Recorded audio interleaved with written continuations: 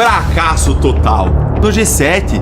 Não é um pequeno fracasso, uma pequena vergonha, é uma vergonha completa. O Bolsonaro lá no STF contra Lula por causa daquela fala, Ciro, da forca aos traidores da pátria, né? E segundo a denúncia do senador Flávio Bolsonaro, ele recebeu mais de 1.600 ameaças depois dessa fala do presidente Lula, Gerlane. O Flávio Bolsonaro que apresentou a notícia crime ao Supremo Tribunal Federal contra o presidente Lula, acusando de crime de ameaça e incitação ao crime em razão de um discurso feito no início de junho, lá em Catalão. E na ação, o Flávio pede a abertura de um inquérito para investigar declarações em que Lula classificou integrantes da família Bolsonaro como traidores da pátria e mencionou o caso de Joaquim Silvério dos Reis, que foi enforcado após delatar Tiradentes. Além da análise jurídica, a notícia crime apresenta um levantamento de impacto nas redes sociais e, segundo a defesa, nas 24 horas seguintes ao discurso, foram identificadas mais de 1.600 postagens com ameaças explícitas contra Flávio Bolsonaro na plataforma X, né, incluindo termos como matar, fuzilar, esfaquear, além de outras 500 publicações com ameaças veladas.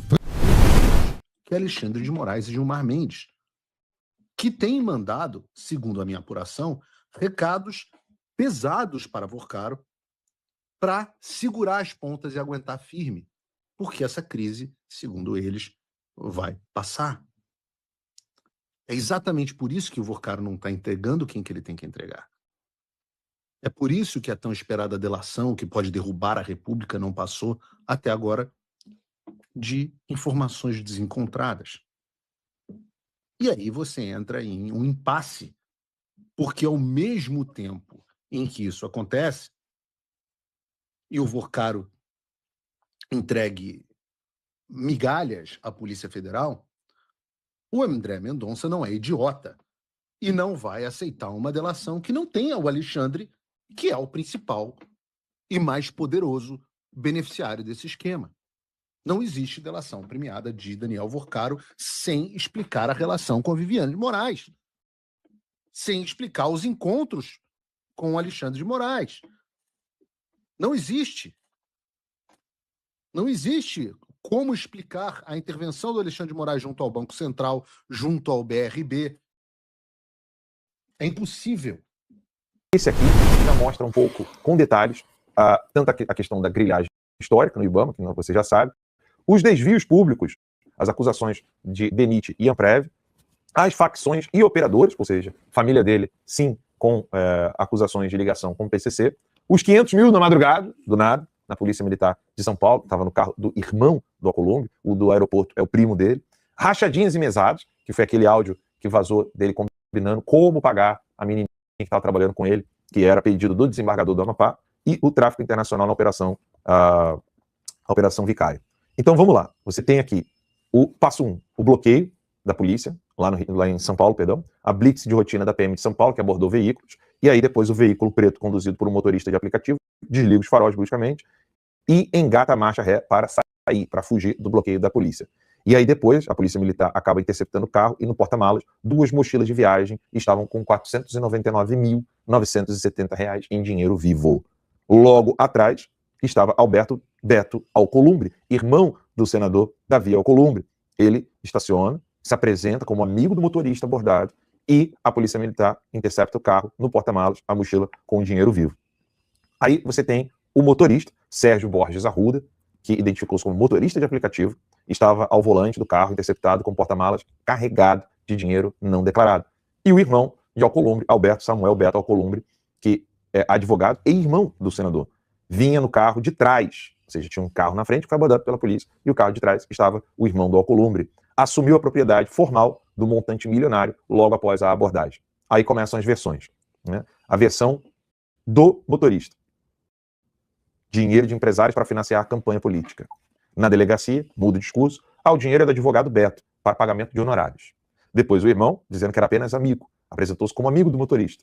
Depois disse que o dinheiro era de honorários, dinheiro é lícito, meu, para pagar estudo jurídico de um colega em São Paulo.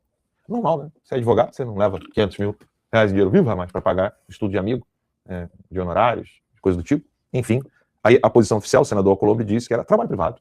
Os valores pertencem unicamente ao trabalho de advocacia privada do meu irmão. Meu irmão é um advogado que tem muitos amigos, ajuda a gente pra caramba, ele é franciscano, talvez, né? Ele é um homem que tem um voto de pobreza, o dinheiro não é dele, é só para doar, 500 mil para doar. Isso deve ter acontecido várias vezes com o Eduardo, o Ramage, né? Você já deve ter passado por isso, né? Do nada, que eu tomei 500 mil, aqui para você ajudar um amigo teu. Né? Já deve ter acontecido várias vezes com vocês. E continua o desfecho da apreensão por falta de provas. Então, o que aconteceu? Ausência, nenhum documento fiscal apresentado, ausência, nenhum extrato de saque bancário foi apresentado e nenhum contrato comprovando origem ilícita do dinheiro.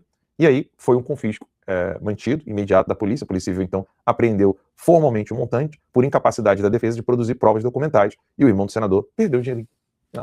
Beleza, deixa quieto. Era para pagar um amiguinho meu. Não deu pra... O Lula que se trava aqui quando fala em relação ao Trump, mas quando viaja, Cláudio Humberto, não tem a mesma postura. Isso é uma orientação do Itamaraty? É correto, nesses eventos internacionais, seguir com mais cautela na hora das cobranças, das negociações e dos posicionamentos, Cláudio? Bom, isso é uma atitude equilibrada que deveria, na verdade, presidir o comportamento do presidente da República sempre, né? O presidente não pode imaginar que ele aqui faz um discurso num palanque e chama o presidente dos Estados Unidos de imbecil e ele não pode imaginar que isso não chega ao conhecimento do presidente dos Estados Unidos, né?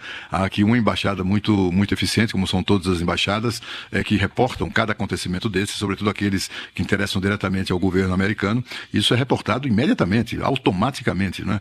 Então, o que o presidente Lula faz quando ele viaja é como se ele estivesse sendo transportado para uma área onde as pessoas não têm conhecimento do que se passa aqui no Brasil. E aí ele, né, enfim, se acalma. E aí começa e muda o discurso, já viram alguma coisa né, no sentido de tentar facilitar a conversação, né? O que é preciso lembrar sempre, né, que os países não têm amigos nem inimigos, têm interesses, né? E o que o presidente do Brasil precisava fazer é criar condições para, afinal de contas, sentar e conversar, para que os diplomatas, pelo menos, se sentem, conversem e negociem essa questão da tarifa. Do jeito que o governo brasileiro, mas sobretudo o presidente, se comporta, é no sentido de quem não quer isso. Então, e o presidente fica fazendo declarações completamente bobas, né? Tem cunho eleitoral, lá tem uma motivação eleitoral, mas quando ele diz assim, nós não vamos aceitar a tarifa, não tem que aceitar, não. Isso é uma decisão unilateral de quem paga a conta. O governo americano ou os Estados Unidos importam produtos brasileiros, pagam por isso, e para importar, estão ameaçando cobrar tarifas adicionais. Isso é uma questão unilateral. Tarifa não é produto de acordo, né? E portanto, assim, é preciso que essa insensatez do governo brasileiro dê lugar à diplomacia. Nossos diplomatas, que foram completamente os mestres da negociação, estão afastados do Itamaraty, né? Eles não têm nenhum papel mais. Esses grandes negociadores da diplomacia brasileira foram substituídos por ativistas, por militantes políticos de esquerda, etc., que ficam ali tocando fogo no palheiro, né? Vamos esperar que a sensatez se restabeleça. E agora, vamos colocar aqui essa matéria que eu achei interessantíssima. Os Estados Unidos citaram 7 vezes, adivinhem quem? Para impor o novo tarifaço. Pode colocar a matéria na tela. Nos bastidores de Washington, autoridades americanas têm associado a proposta de novas tarifas contra produtos brasileiros a decisões do ministro Alexandre de Moraes. Isso mesmo, e a atuação dele no Supremo Tribunal Federal. O tema mistura economia, diplomacia e política, elevando a tensão entre os dois países. Matéria da Manu Alcântara, do portal Metrópolis, aponta como as questões judiciais brasileiras passaram a aparecer no debate sobre o tarifaço americano e quais podem ser os reflexos para essa disputa no Brasil. Aí, ó, para vocês também a matéria da Manu, da coluna da Manuela Alcântara, que cita as decisões ligadas ao ministro Alexandre de Moraes. Não é de hoje, né, pessoal? O ministro Alexandre de Moraes não é uma pessoa bem vista, nem bem quista pelo governo Donald Trump. E mais uma vez é citado agora. Então, o escritório do representante do comércio, USTR, que vem sendo citado aí nessa semana bastante, propôs aplicar uma tarifa adicional de 25% sobre os produtos brasileiros, já falamos sobre isso, é a mesma taxa, tá? De ontem. E apontou decisões judiciais associadas a Alexandre de Moraes como uma das justificativas para essa medida. Pois é, o relatório foi divulgado nesta segunda-feira e, além de citar o ministro Dias Toffoli, também lista a questão do ministro Alexandre de Moraes. Lula vai pedir ajuda para todo mundo para conseguir conversar com o presidente Trump lá no G7. Inclusive, ele foi o primeiro a chegar no G7 e esteve reunido com o presidente da Suíça. Esse não pode fazer muita coisa para ajudar na causa do Lula. Agora a gente vai ver que enquanto o Lula tenta um, aspas, diálogo com os Estados Unidos, as ações no Brasil vão na contramão de qualquer tentativa de diálogo. E mais, uma notícia preocupante assustadora chega da China, onde crianças, sim, eu disse crianças evangélicas, foram levadas para depor por autoridades chinesas. Essas crianças estavam em uma igreja durante um culto neste domingo e foram levadas para prestar depoimento. É isso mesmo que você ouviu. E mais, um humorista, jornalista que faz a cobertura da Copa do Mundo dos Estados Unidos pela Cazé TV foi detido. Ele andou querendo fazer brincadeira onde e como não deveria. Sejam todos muito bem-vindos. Eu sou Ivan Kleber, falo diretamente de Londres, no Reino Unido. Hoje é segunda-feira, dia 15 de junho de 2026. A todos, desde já, muito obrigado pelo carinho da audiência. E logo após a água passar por debaixo da ponte e a vinheta, vamos tratar desses assuntos aqui mencionados. Geopolítica não é linear. Aqui não é linear. Seja ordem em meio ao caos do dia a dia.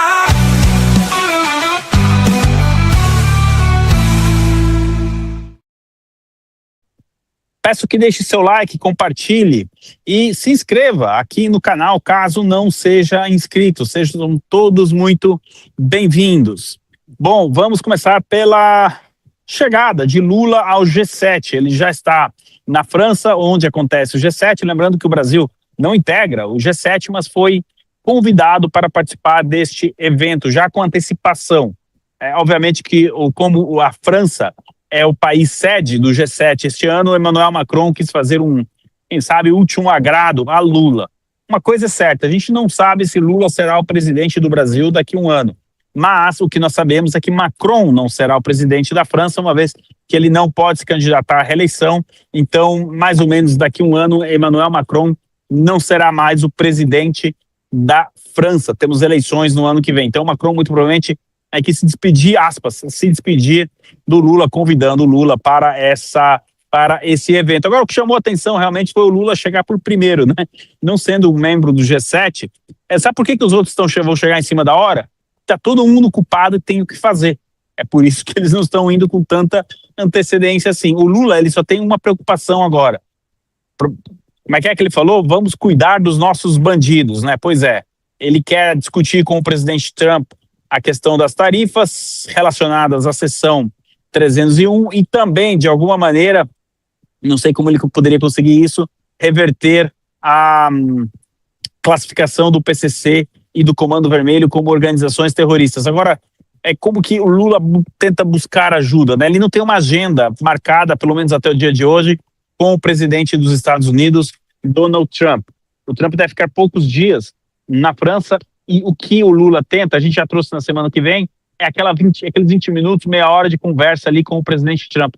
Eu, sinceramente, não sei o que em 30 minutos o Lula poderia dizer ao Trump para reverter todas essas questões, principalmente a do PCC e a do Comando Vermelho como organizações terroristas. Isso porque foi uma designação feita direta pelo Departamento de Estado, ou seja, se o Trump voltar atrás agora, ele estaria deslegitimando o seu próprio secretário de Estado, Marco Rubio. E como nós vimos no último final de semana, com a eliminação do chefe do cartel da organização terrorista Trem de Aragua, isso é uma política extremamente importante para os Estados Unidos. Então, o Lula está tentando, na minha opinião, pessoal, ele vai usar o G7 como palanque para se colocar como vítima e também, ao mesmo tempo, como aquele que está combatendo o imperialismo americano. Eu consegui uma informação de que ele deve fazer 2 discursos durante o evento e um dos discursos ele então deve ir por essa linha, dizer que, olha, o Trump não deveria aplicar essas tarifas, vamos trabalhar juntos, terras raras, sustentabilidade, aquela coisa toda, e se colocando como vítima, mas ao mesmo tempo dizendo que o Brasil tem instituições fortes que estão preparadas para enfrentar os Estados Unidos, etc. Essa balela que a gente escuta no mínimo desde os anos 80, quando a esquerda começou a subir no poder no nosso país. Esse deve ser o discurso, a prática deve ser outra. Ele vai tentar conversar com o Macron, o Lula, né? Ele, inclusive, tem uma reunião com o presidente francês Macron, ele pode pedir para alguém ali também dentro do G7 vai ser complicado. Talvez o Keir Starmer aqui do Reino Unido, qualquer um que consiga colocar o Trump com o Lula 30 minutos frente a frente. O que o Trump quer é dizer, olha, abrimos de novo um canal de diálogo, desfiz aquilo que o senador Flávio fez, desfiz aquilo que o Paulo Figueiredo e o Eduardo fizeram e retomamos de novo as conversas. Então, eu até conversei hoje de manhã com o Paulo, eu não acho que seja impossível, tá? Do Lula conseguir esses 30 minutos com o Trump. Eu não acho que seja impossível. Eu até acredito que, dependendo como for, tem uma diferença dessa vez. O secretário Rubio, se não me engano, vai acompanhar o presidente Trump na viagem. Então, já tira um pouco o Lula da zona de conforto, né? Ainda mais o Lula que andou falando um monte aí do secretário Rubio ultimamente, deselegante no mínimo, sem ir nos pontos que o Rubio vem abordando. Ele atacou o CPF do Rubio e não o trabalho do Rubio, até porque o trabalho ele não teria como fazê-lo justamente por conta da falta de argumento, não é? Então, mas eu acredito que sim, que essa reunião até possa ali acontecer. O único fator que a gente deixa adiantado aqui para nossa audiência é o fator imprevisibilidade do Trump. A gente está vendo aí no Irã, o Paulo Henrique fez uma transmissão especial ontem à noite. Hoje, na programação do Pegavox, esse assunto será abordado, né? Daqui até sexta-feira tem muita coisa para acontecer. Se o acordo vai entrar em vigor com o Irã, não vai, como é que vai ser? Até porque não é um acordo, é apenas uma proposta, uma intenção de se fazer um acordo. Mas o resumo da ópera que interessa para a gente aqui é o seguinte: a imprevisibilidade do Trump. Pode vir um tweet do Trump, me encontrei com o inteligente presidente brasileiro, Lula, e boas coisas virão desse encontro, não sei o quê. Isso aí pode acontecer, pessoal. Acho que aqui não estou contando nenhuma novidade. Em condições normais de temperatura ambiente, não deveria sair muita coisa, até porque a conversa com o Lula no começo do mês não deu em nada, pelo contrário, né? O Trump tratou bem friamente o Lula. Alguém coloca aqui, até acho interessante, o Trump poderia dizer, não, conversa com o Rubio. Nossa, isso seria melhor do que dizer, não vou te encontrar. Deus, me dá esse presente de fazer uma cobertura especial essa semana do encontro Trump e Rubio. Olha, estou aqui pedindo para o senhor, diante de toda a nossa audiência. Não sei quem foi, passou o perfil e eu não vi. Mas manda isso aí, por favor, pelo amor de Deus. Foi um São Paulino, que no mínimo é o Paulo Henrique, o perfil fake dele. Não, brincadeira. Tague Carneiro, diz: Trump deveria mandar o Rubio conversar com o Lula. Seria sensacional se o Trump fizesse isso. Seria simplesmente, como dizem os mais jovens, da hora, né? Agora, eu disse que as ações são uma e... As declarações, melhor dizendo, são uma e as ações são outras. Olha o que o jornal O Globo... Sim, eu sei, é o Globo. Mas olha o que o Globo publica em sua edição digital nesta segunda-feira. Aquele print que eu pedi para você colocar na tela, Daniel, por gentileza. O STF quer mandar recado para os Estados Unidos através de condenação de Eduardo Bolsonaro. A matéria, eu li um pouco, pessoal, a matéria fala de novo que o ministro Alexandre de Moraes não quer interferências externas em assuntos brasileiros, etc. Tudo bem. Como se ele não tivesse tentado interferir em assuntos internos dos Estados Unidos e da Itália, né? Mas tudo bem. Então, assim, ao mesmo tempo que o Lula vai lá, diz que vai negociar tarifa, não sei o quê, o que for melhor para o Brasil, as ações são essas aí que estão aparecendo na tela. Ou seja, eu não sei de que maneira que a Embaixada dos Estados Unidos no Brasil pode interpretar essa notícia e atualizar lá o Departamento de Estado, mas me parece uma provocação, porque se o Eduardo Bolsonaro foi recebido com o irmão dele, com o Paulo Figueiredo, há 20 dias, acho que foi, né?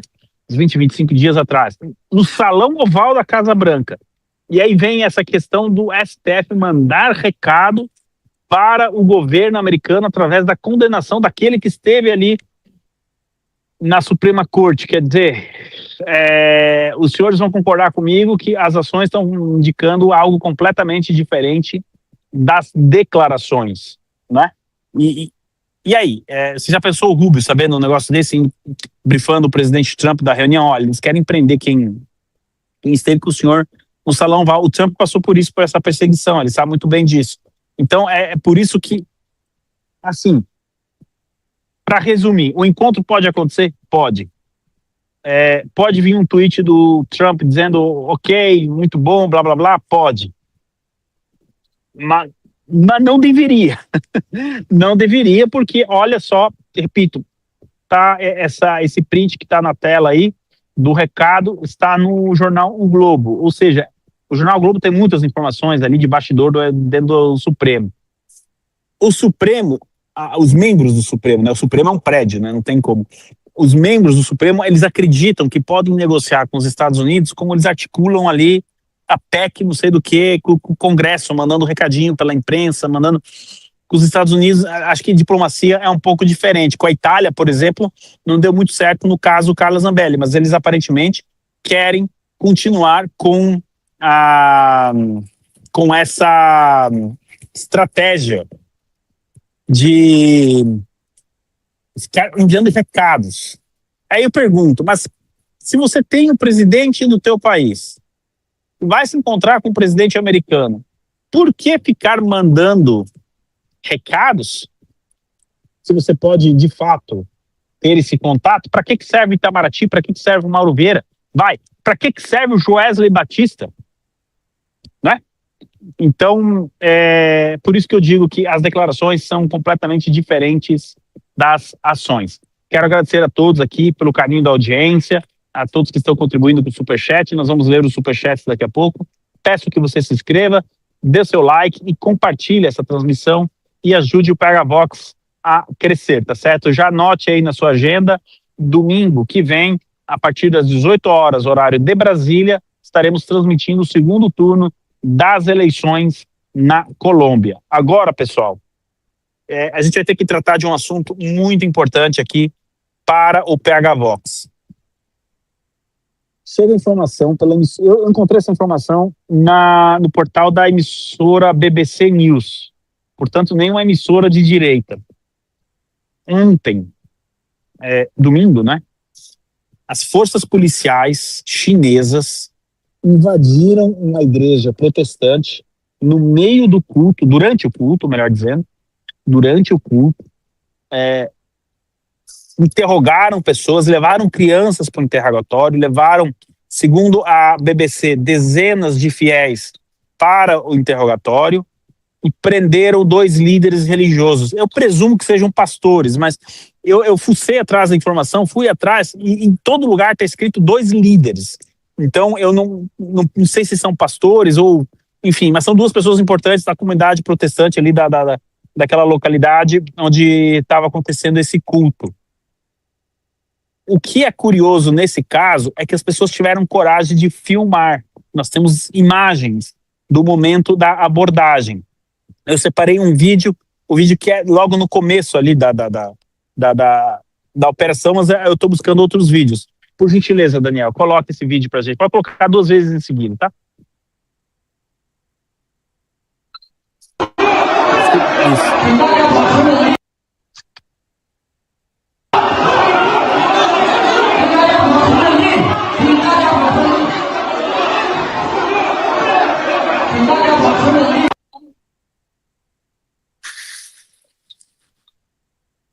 Gente, vocês estão vendo ali na imagem?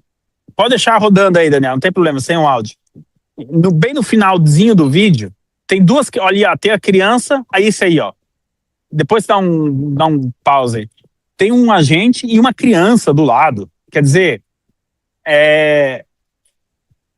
o regime chinês, ele teme, né, que qualquer movimentação que possa levar a queda do regime saia de um movimento religioso, tanto entre católicos, entre protestantes, e aqui esse é um canal católico, mas toda a solidariedade aos protestantes, aí nesse caso foi uma igreja protestante que foi abordada, mas está cheio de casos também de igrejas católicas, enfim, é uma igreja evangélica. Eu pergunto o que essas famílias, que você vê na feição das pessoas que estavam ali, que são famílias estavam no culto, qual poderia ser a ameaça ao regime cubano, perdão, ao cubano também, mas ao regime chinês, esse culto, né? As informações que eu consegui obter é de que... Perfeito, pode tirar o vídeo, Daniel, obrigado. É de que as crianças foram soltas e os demais fiéis interrogados também foram soltos. Mas essas duas lideranças, então, que eu não consegui identificar, são pastores, qual seria, né, o papel deles ali na comunidade, foram detidas e estão ainda detidas, tá? A China utiliza muito esse tipo de operação para dizer que dentro das igrejas é feito um trabalho de subversão, né, contra o regime. E que, portanto, essas operações, na verdade, elas são importantes porque é para proteger, né, a coletividade, é para proteger a soberania. Eles não usam a palavra soberania, eles usam um outro termo, mas que soa parecido com soberania. Eu volto a perguntar, onde está a ameaça de um grupo de famílias que se reúne domingo no culto? Quer dizer, vai derrubar o regime, é isso? Apesar que, atenção, o regime teme justamente isso. O livro mais temido pelo regime comunista chinês é a Bíblia. Eu entendo que algumas pessoas possam dizer, não, mas eu tenho um primo que mora na China, conheço alguém que mora na China, eu mesmo estive na China, abri a Bíblia em praça pública, nunca me aconteceu nada. É óbvio, não é assim também. Mas os senhores podem ter certeza que o livro que o regime mais teme é a Bíblia. Porque a Bíblia contradiz, com argumentos, obviamente, né, tudo aquilo que o regime tenta pregar para as pessoas. A mesma coisa vale para a Coreia do Norte. Na Nicarágua, na América Latina, onde a cristandade está mais presente, é um pouco mais difícil fazer isso. E aí a gente tem a notícia da vice-ditadora da Nicarágua, a Rosário Murillo, se não me engano, esse é o nome dela, que está tentando assumir para ela a liderança da Igreja Católica na Nicarágua. Como que ninguém pensou nisso? Aliás, enfim, como que ninguém pensou nisso antes, né, Rosário Murillo? Pois é. Eu não quero dar ideia aqui, mas, Rosário, o dia que você vier a falecer, quem sabe 3 dias depois você ressuscita, aí você vai ter voz, vai poder mandar em alguma coisa, mas até lá, minha cara, acho meio difícil, né? Então, como não tem essa possibilidade ainda na Nicarágua, desses países, de fazer o que a China faz, eles tentam assumir o controle da igreja. Teologia da Libertação nos ensina isso. Na China, não. Na China eles já perderam o pudor e a polícia entra ali no culto, aí no caso, né, que foi o vídeo, e prende quem tem que prender e pronto, em nome de uma política contrária à subversão e os inimigos do Estado. Era isso que eu estava querendo me lembrar. E muitas vezes eles colocam como inimigos da nação, desestabilizadores da nação, etc. Tinha aquele 10 famílias, 15 famílias num culto, no domingo à tarde.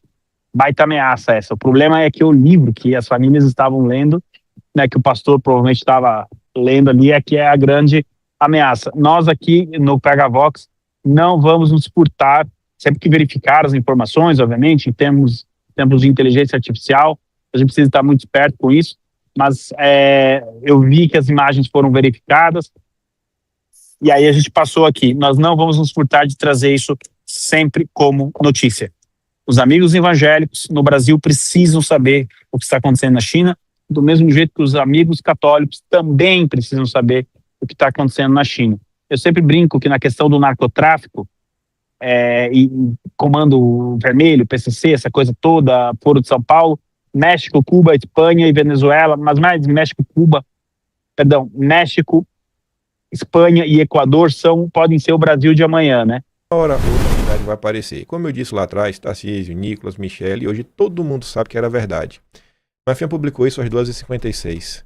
A Veja publicaria essa matéria às 9h44 da noite. Dando razão, Mafinha. O tempo já te perdoa, Mafinha. De novo. Aí, vamos voltar para casa. Vamos botar agora umas paredes pra gente depois voltar pro telhado. Falando um tiquinho do Lula, atualmente tá falando do Lula, o Durigan, deu entrevista, aí tá ali, ó, país fica inviável sem moderação na pressão de despesas obrigatórias. Aí pra cima de despesa obrigatória, tradução, vai pra cima de saúde, educação, aposentados, é isso que vai pra cima. É disso. Não ache que o governo vai pra cima de banqueiro e vai pra cima da elite. O Fernando Horta, esquerdista, vermelho, do povo soviético, fala: nunca entendi por que manter um desqualificado como ministro da Economia e agora vem essa entrevista que é mais golpe do que outra coisa. A ideia é trocar votos, jogar votos de professores e ganhar os de centro, que vai fazer corte na educação, né, para agradar os eleitores de centro. Aí o Frederico Krepp, que também é de esquerda, mas é uma esquerda mente petista, fala: eu acho engraçado vocês agindo como se essas pessoas fossem aliens, que tivessem ocupado o comando da economia nos governos do PT. Isso aí sempre foi o Lula. Tanto que vai ter agora o G7. Lula deve criticar medidas protecionistas no G7. Olha, Lula é um liberal. Livre mercado. Tô falando sério. Lula é liberal, livre mercado. Aí. Vocês não estão vendo? A Faria Lima para o Lula. Os bancos têm recordes gigantescos no Lula. Os campeões nacionais prosperam no governo Lula. Lula é contra o livre mercado. Lula é contra a indústria nacional. Eu falo assim, compete aí. O campeão nacional que vença. E não vai criticar a tarifa diretamente, mas os diplomatas garantiram essa CNN que o Lula vai defender o liberalismo e o multilateralismo. Antes de botar o telhado, que a gente vai falar do Flávio, do mesmo jeito que o tempo não sentou o Marfinha, o tempo também não sentou o Flávio Bolsonaro. Ainda na esteira daquela discussão da inteligência artificial, eu acho que esse texto aqui foi do Renato. Esse alguém do Quinto escreveu, copiou os 2 primeiros parágrafos de um tweet do Renato. É o seguinte, né? O Musk que o Brasil não deixaria existir. Musk fundou a SpaceX em 2002. 20 e poucos anos depois, a empresa domina o mercado global de lançamentos, leva astronautas à órbita e opera milhares de satélites. Tornou-se uma das companhias mais valiosas do mundo, obrigatório em qualquer conversa sobre inovação. Agora imagine o que aconteceria com o Musk brasileiro. Antes mesmo de desenhar o primeiro foguete, ele já estaria contratando advogado tributarista. O capital para um projeto de 10 anos de maturação simplesmente não existe aqui. Com juros reais entre os mais altos do planeta, qualquer investidor racional prefere título público a apostar em engenharia. O crédito que sobra é caro, curto e exige garantias que uma empresa de tecnologia nascente não tem como oferecer. Tecnologia nascente, empresa recém-criada. Guarde isso. Se mesmo assim o negócio nascesse e desse certo, o sucesso viraria problema. Crescer no Brasil significa atrair fiscalização, autuações e suspeita permanente de que algo está errado. O empreendedor passa a gastar mais energia se defendendo do próprio país do que competindo com o resto do mundo. Um desgaste que nenhum concorrente americano enfrenta. Conhecemos o roteiro. A empresa que prospera vira alvo e o fundador descobre que seu maior risco operacional fica em Brasília. Até aqui, o diagnóstico parece o de sempre, repetido em qualquer painel de investimentos. Estado de mais, liberdade de menos. Mas a história real da SpaceX conta outra coisa. E é o detalhe que a Faria Lima prefere não mencionar. Em agosto de 2008, depois de 3 lançamentos fracassados seguidos, a SpaceX estava a semanas da falência. Quem salvou a empresa não foi um fundo de venture capital iluminado, foi a NASA, a agência do Estado, do governo americano, com um contrato de 1,6 bilhão para reabastecer a Estação Espacial Internacional. O primeiro satélite lançado por Musk pertencia à DARPA, agência de pesquisa do Pentágono. O Falcon 9 e a cápsula Dragon foram desenvolvidos em grande parte com dinheiro de encomenda pública. O próprio Musk reconhece que sem o governo americano, sua empresa teria quebrado antes de decolar. Os Estados Unidos praticam há décadas aquilo que se aprendeu a chamar de pecado, o que aqui é pecado no Brasil: política industrial. O Pentágono encomenda, a NASA contrata, o Congresso protege o fornecedor nacional. O Estado americano assume o risco junto com o empreendedor nos anos em que os foguetes ainda explodem. No início, é tudo mato. E depois colhe soberania tecnológica, empregos qualificados e domínio de um setor inteiro. O contraste com o Brasil é mais incômodo do que a velha queixa contra impostos. Nosso Estado cobra como poucos e compra como nenhum. Pesa sobre quem produz, mas não encomenda, não ancora demanda, não banca o desenvolvimento de nada que envolva risco real. Temos em Alcântara a base mais bem localizada do planeta para lançamentos a poucos graus da língua do Equador e seguimos espectadores da corrida espacial alheia. O centro de lançamento existe desde os anos 80. O que nunca existiu foi um governo disposto a ser cliente da própria engenharia.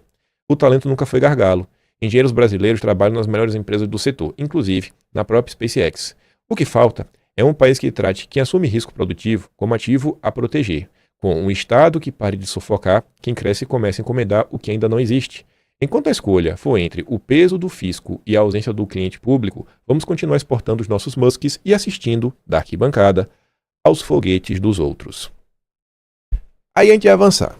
A gente começou falando o que todo mundo já sabe do judiciário brasileiro, do que envolve as eleições, do que está acontecendo no Senado e de como a galera não está se esforçando para ganhar. Então aqui a gente trouxe uns certos temores, olha, assim, vote no Flávio porque Lula é pior. É basicamente isso. E a gente falou bem de segurança. Vote no Flávio porque Lula é pior. Até agora a gente estava nesse ponto. Aí a gente entrou aqui numa questão de divergência de visões de mundo. Mostramos ali duas coisinhas sobre o Lula, o que o Lula quer fazer, e próximo até mesmo da educação, como diz a própria esquerda, enquanto o Flávio está garantindo que não venham mexer nos aposentados, mas de jeito nenhum. Aí teve esse caso aqui do SpaceX que virou tema internacional, vocês estão acompanhando, e eu acho que todos vocês gostariam de ver algo similar no Brasil. Essa cultura de ajudar quem produz, quem contrata, quem gera emprego e renda. Com Lula isso não está acontecendo. E no país, você tem esses problemas reais. Além desses problemas reais, além desses problemas, né? O judiciário, em parceria com o governo Lula, tem outros alvos prioritários. A Defensoria pede adiamento de julgamento de Eduardo Bolsonaro no Supremo. A Defensoria já reclamou várias coisas. Reclamou que Eduardo deveria ter sido citado por carta rogatória. Enfim, que o devido processo legal não estava sendo respeitado. Agora está falando de novo, pô, vai jogar faltando um na turma, aí se dá um empate. Cara, é meio complicado, né? Como a forma que vocês estão fazendo as coisas. Mas não estão nem aí. Eduardo já está culpado já. Não tem julgamento.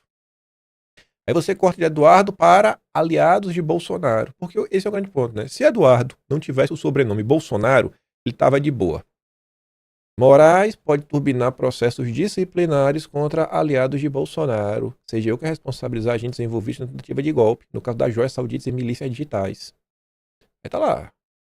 O chefe da CGU voltou a solicitar Dom Pedro III o compartilhamento de provas dos casos com a pasta. É usar máquina para perseguir o que o PT faz melhor.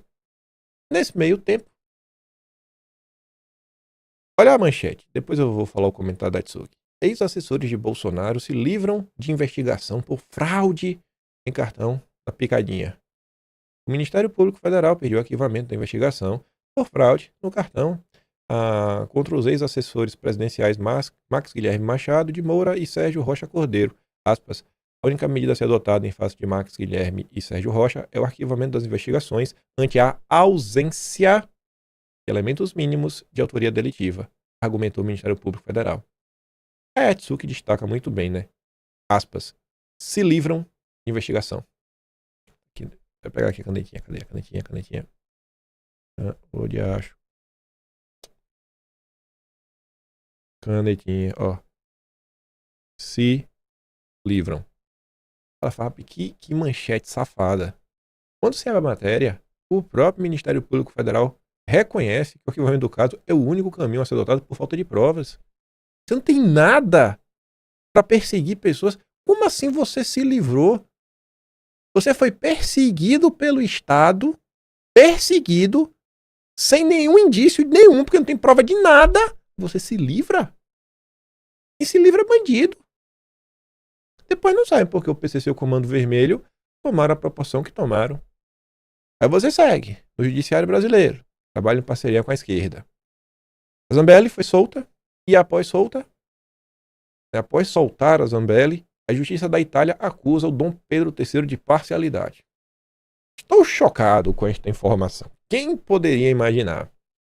A Yara fala assim, né? Todo o movimento dos vazamentos coordenados da delação do Paquito não adiantou para tirar de cena os escândalos do Alto Tribunal. A desmoralização voltou atrás de um canal internacional que não há como controlar. Não vou entrar nessa nota. Aqui tem um resumo. Depois a gente vai olhar as análises, tanto do Mário Sabino quanto do Estadão. Você já deve ter visto alguma coisa disso daqui, mas a gente vai se debruçar de novo. Eu peguei esse tweet que eu achei interessante, porque você tem 3 grandes sites, 3 grandes portais no Brasil que se dedicam à cobertura do meio jurídico. Um é o Migalhas, o outro é o Jota e o outro é o Conjur. Sites especializados no assunto. Nem o Conjur abafou, né? Não fez muito juízo de valor, mas repercutiu, dizendo que a Suprema Corte da Itália apontou violação da imparcialidade em caso Zambelli, ao aplicar as normas da Constituição italiana e da Convenção Europeia dos Direitos Humanos, ou podia ser simplesmente as normas do bom senso, porque não existe anotado no papel as normas do bom senso. Os juízes observaram que o direito a um tribunal independente exige a ausência de prejuízos ou interesses pessoais na causa. Para a Corte, a atuação direta da vítima na condução do processo, ou seja, o Dom Pedro III atuar diretamente, ofende a equidade, superando as justificativas do Estado brasileiro de que o julgamento foi colegiado. Aí a Globo dá destaque, porque diante dessa situação, né, diante de mais uma exposição do que está acontecendo no Brasil, graças a Deus está ali. Tenho que depois saber como é que eu tiro notificação de Telegram no computador. Depois do Estado brasileiro ser exposto mais uma vez, já foi pela Espanha, já foi pelos Estados Unidos, agora pela Itália, de novo, né? A Itália também já tinha exposto. Aí o que é que o Supremo faz? Nota de repúdio, basicamente. A nota de apoio. Joaquim rebate a justiça italiana, diz que o Supremo atuou com independência e imparcialidade total. Nossa senhora, velho. Quanta independência, viu? Espero que o som não esteja estourando. Olha aqui pro lado e ficar vermelho. Sério, hoje meu dia foi corrido, tentando aqui ajeitar as coisas. O que é que aconteceu? Por que o Fachin resolveu rebater? E o que é que a justiça italiana realmente disse em termos dessa imparcialidade? Bom, o Estadão, que, como de praxe, sempre resolve escrever um editorial para denunciar esses maus comportamentos do Supremo, seguiu aí o padrão, a desmoralização internacional do Supremo. A decisão da Corte de Cassação da Itália, que é o Supremo deles, que anulou a extradição da Zambelli, deveria ser lida com menos paixão partidária e mais zelo institucional. Ao examinar o pedido brasileiro, os magistrados verificaram diversos, no plural, vários elementos capazes de suscitar dúvidas sobre a imparcialidade, sobre o aspecto objetivo do tribunal que proferiu a condenação. A reação previsível de muitos foi transformar a controvérsia em mais um capítulo da guerra política brasileira. Por que será, né? Um lado só apanha, o outro lado só bate, e aí o errado é o lado que o quê? Que resolve se defender, mais uma vez, expor como vem sendo perseguido. Erro crasso. A questão relevante não é saber se Zambelli, condenado a 10 anos de prisão pela invasão do sistema do CNJ para emitir ordem falsa de prisão contra Dom Pedro III, merece simpatia ou reprovação. Tampouco se resume a figura de Dom Pedro III, relator do processo. O que a justiça italiana examinou foi a compatibilidade de um processo brasileiro com garantias elementares de um Estado de Direito. Um processo. Tem que dar para eles analisarem o inquérito das fake news, que é bem melhor. Muito mais rico em detalhes. Os vícios destacados pelos magistrados italianos não são novidades. Há anos, juristas, advogados, associações profissionais e até ministros do Supremo levantam preocupações. O termo é preocupações. Eles estão preocupados. A expansão contínua do inquérito das fake news, até hoje em sigilo. A utilização extensiva da conexão para atrair casos diversos à mesma relatoria do próprio Dom Pedro III. A concentração de decisões relevantes em poucos gabinetes, no gabinete do Dom Pedro III. A erosão do princípio do juiz natural e o enfraquecimento da colegialidade já foram objeto de críticas reiteradas. A corte italiana, portanto, não descobriu uma patologia desconhecida. Encontrou sintomas que há muito tempo inquietam que acompanham a evolução institucional do Brasil. Eu estou inquieto, não é? Estou assim agitado. Estou até suando. Tomar um copo d'água para ver. Liga o ar-condicionado aí para ver se eu me acalmo. É o Estadão. Liga o ar-condicionado que ele está inquieto. Não está sendo perseguido, não está sendo preso, nenhum jornalista do Estadão sofreu nada, eles só estão inquietos. A defesa da democracia serviu de álibi para essas inovações. Houve ameaças golpistas e tentativas fraudulentas de minar a confiança no sistema eleitoral.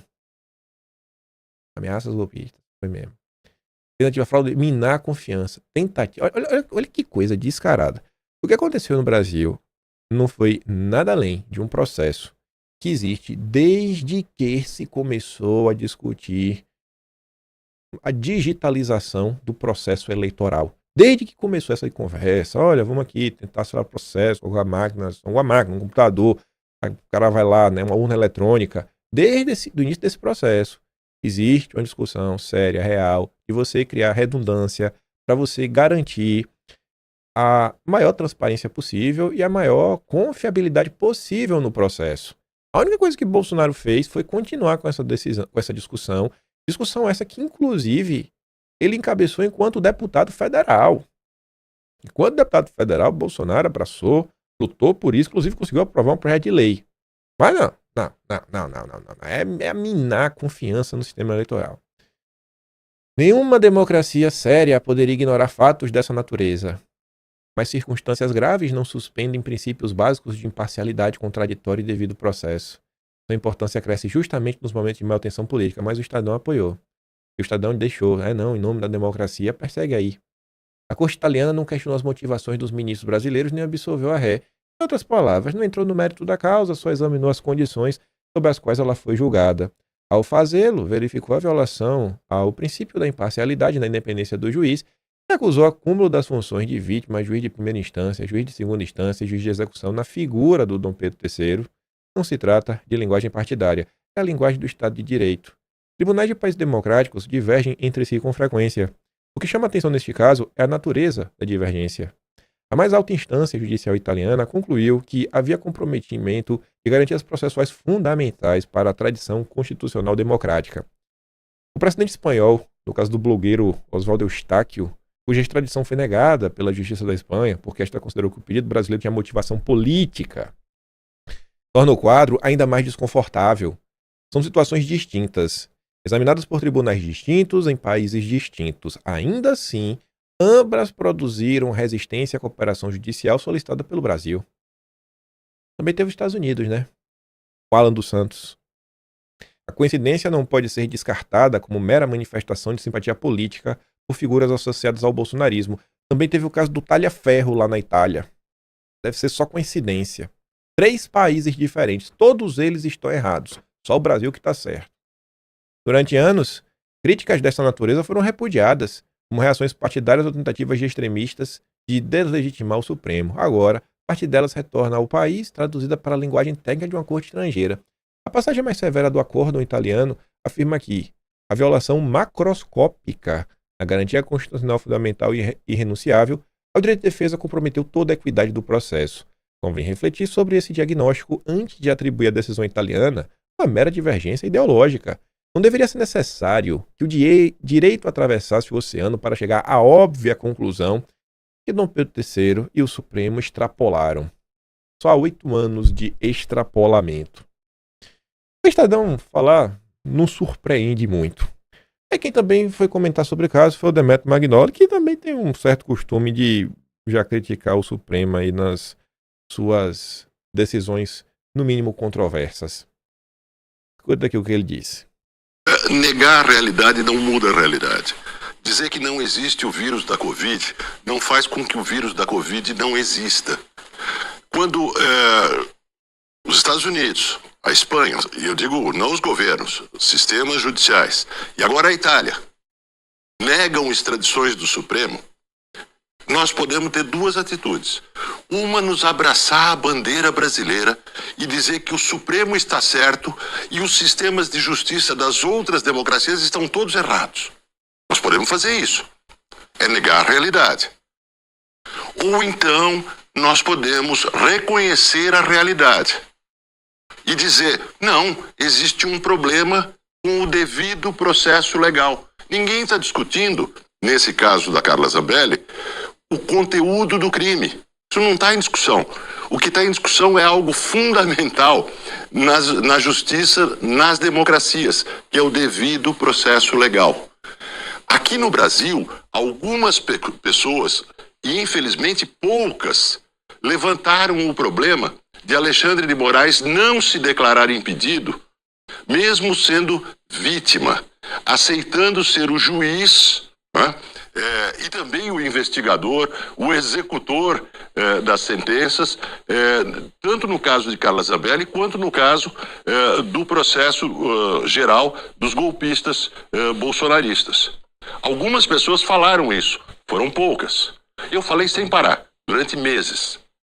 E a resposta sempre foi a falsa resposta de que os réus tentariam impedir o juiz apresentando-o como vítima. Isso é falso.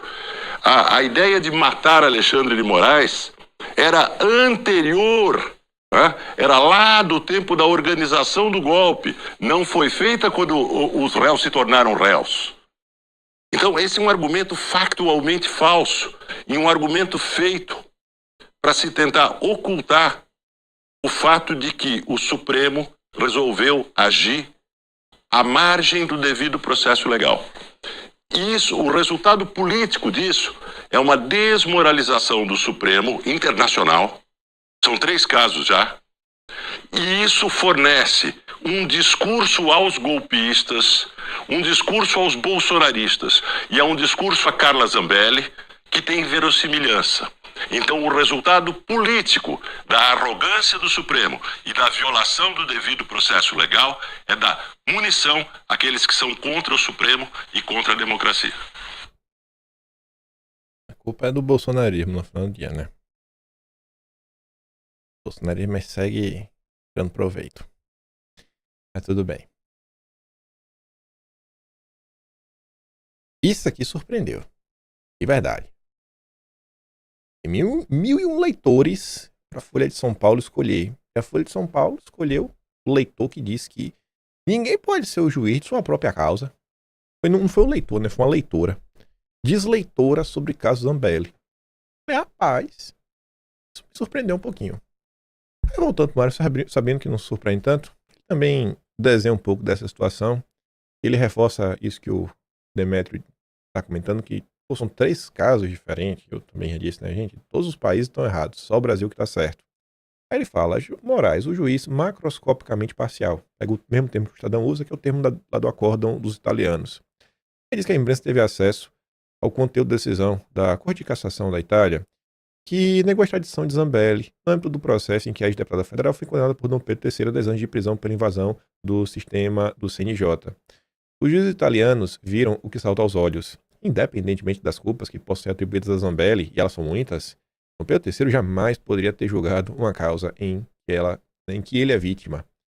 As funções de julgar de fato devem ser atribuídas a um sujeito terceiro, alheio a interesses próprios, que possam turvar a aplicação rigorosa do direito e também livre de convicções pré-constituídas a respeito da matéria sobre a qual deve se pronunciar. Diz a decisão da Corte de Cassação. A atuação de Dom Pedro III no processo foi considerada uma macroscópica violação do direito de defesa, dada a presença de múltiplos e evidentes indícios sintomáticos da falta de imparcialidade objetiva. Eles apontam insuficiência e ilogicidade da fundamentação em relação ao cúmulo das funções de vítima, juiz de primeira instância, juiz de segunda instância e juiz de execução. Na pessoa de MADM, que é ministro Alexandre de Moraes, integrante do Supremo Federal do Brasil, em violação ao princípio da imparcialidade e da independência do juiz, ensinam os juízes italianos.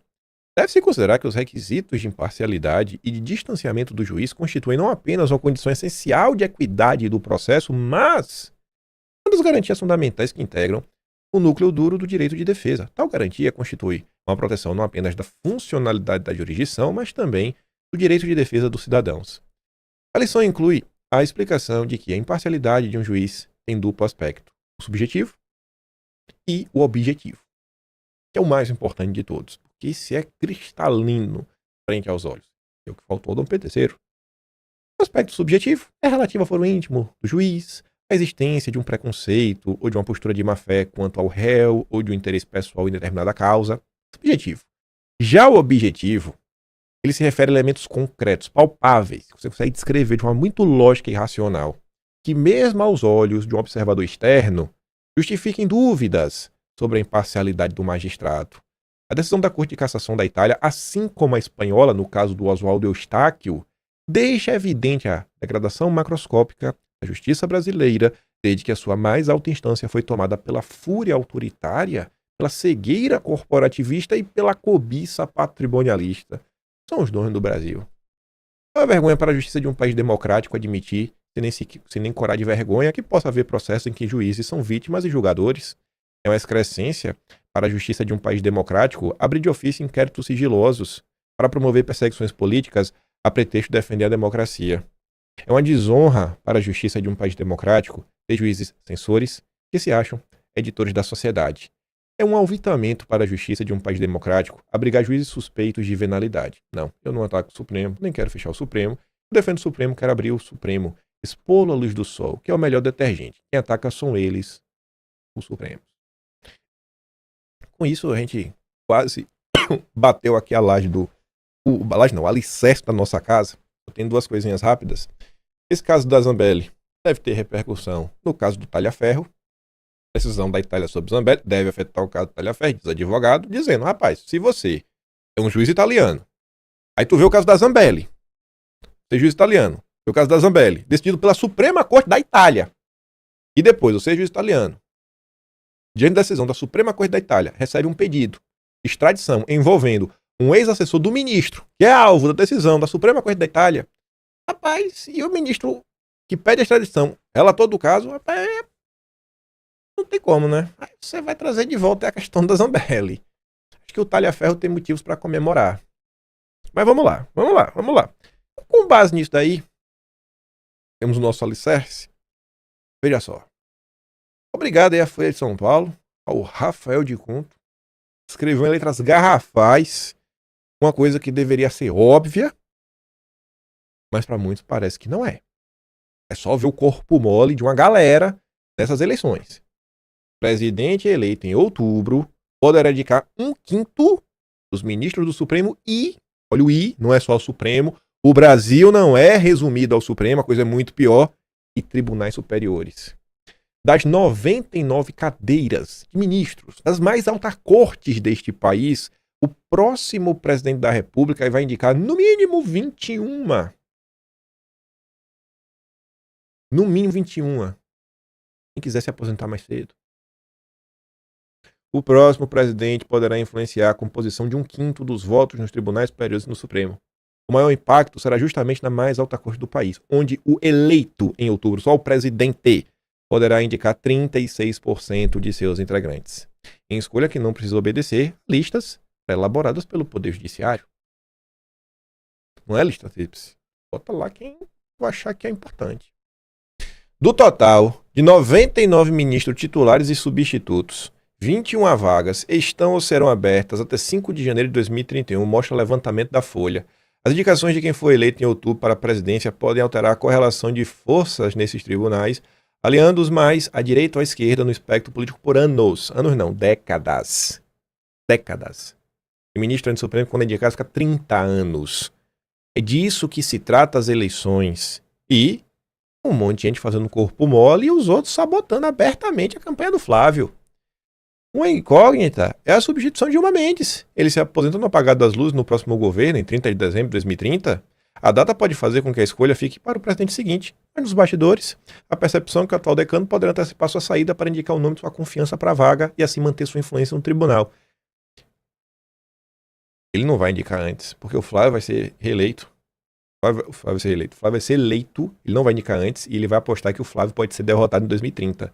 Agora, se for Lula, aí sim, ele se aposenta para garantir, né? Deixa eu garantir que eu vou emplacar meu peixe aqui, porque é o Lula. 21 ministros. E tem gente fazendo o corpo mole, quando não jogando contra. Aí você fala, mas não importa. Se a gente não ganhar a presidência, pelo menos vão fazer maioria no Senado. Será mesmo que vai fazer maioria no Senado? Você pega o estado de São Paulo, por exemplo, tá caminhando para eleger 2 petistas.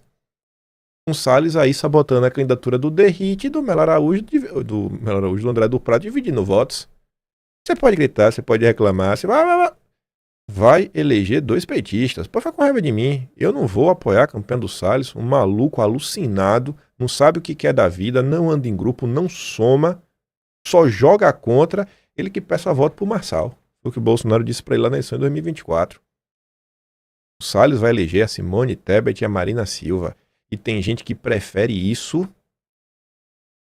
do que, sei lá, resolver a situação do Brasil. O pessoal prefere rifar a vida da própria família. Não sei, um ódio anti-bolsonarista. Isso é uma doença que tomou conta de gente da direita brasileira. Aí voltando pro Senado, cacique do PT vê maré positiva para a esquerda na eleição ao Senado. Não, pior que as coisas, cada dia que passa, é tanto apoio do Partido Novo e dessa turminha como um todo que o PT tá ficando melhor.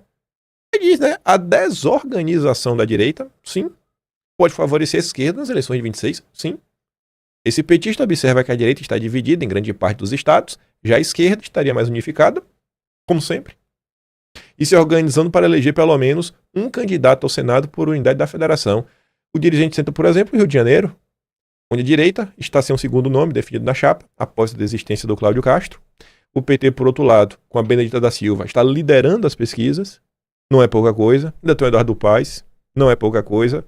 O Carioca vai votar no Eduardo Paes. Forte candidato a se eleger governador do Rio. O Rio não aprende, é a realidade. Outro estado eleitoralmente importante em que o PT acredita ter chances de eleger um senador é Minas Gerais. Lá, a ex-prefeita de Contagem, Marília Campos, é a principal aposta da sigla. A ex-prefeita mineira lidera a disputa, lidera 22% das intenções de voto, mas aqui não precisa se preocupar, porque Nicolas prometeu que ele não vai apoiar o Flávio no primeiro turno, porque o papel dele é outro, é desgastar o Lula e vai focar no estado dele. Nicolas vai dar jeito disso daqui.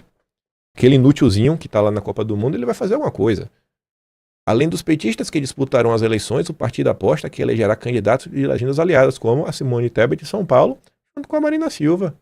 O cacique petista avalia que o PT tem condições de eleger entre 8 e 10 senadores nas eleições de outubro. Só do PT.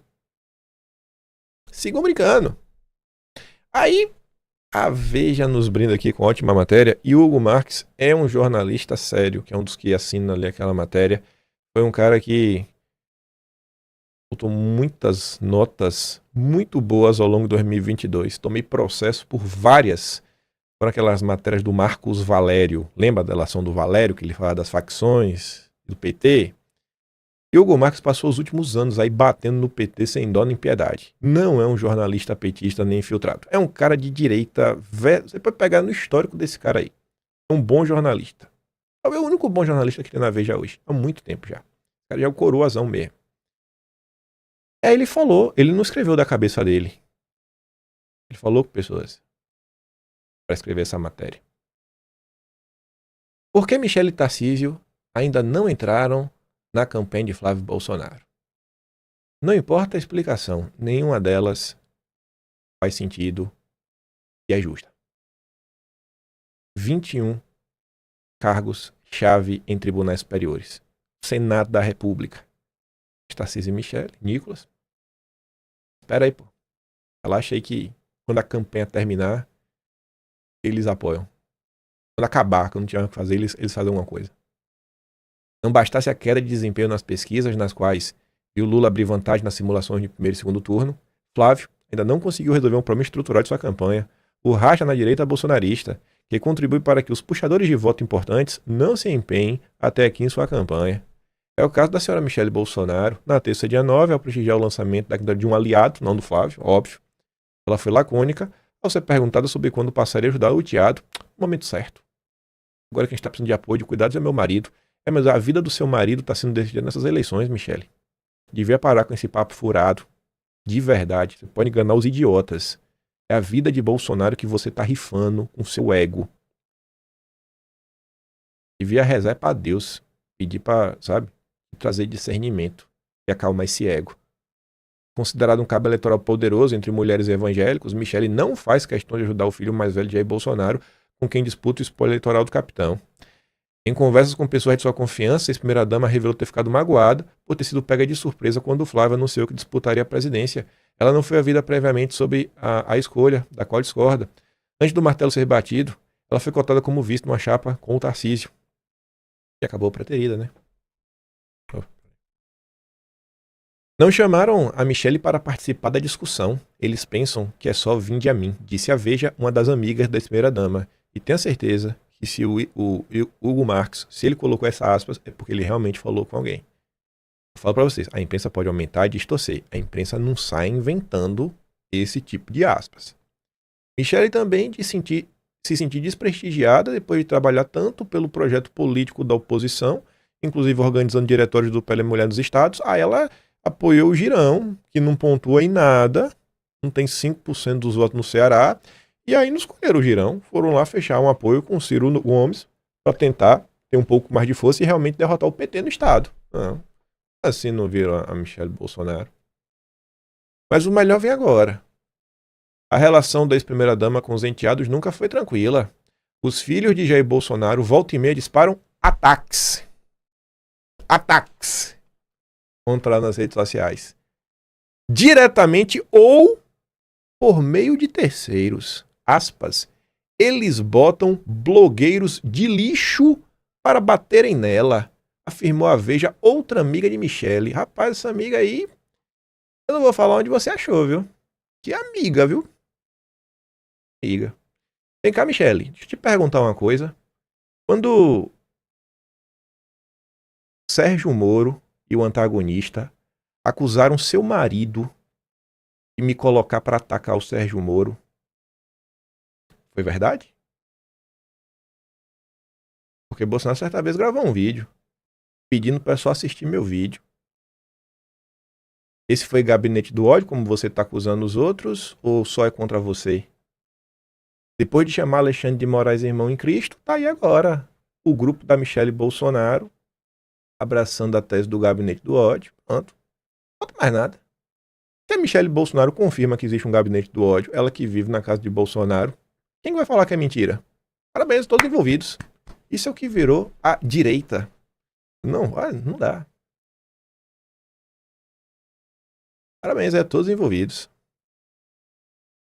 Já o Tarcísio, o cadeirudo, que era o nome preferido do Centrão para disputar a presidência, evita até aqui nacionalizar sua campanha à reeleição. Ninguém está percebendo isso, né?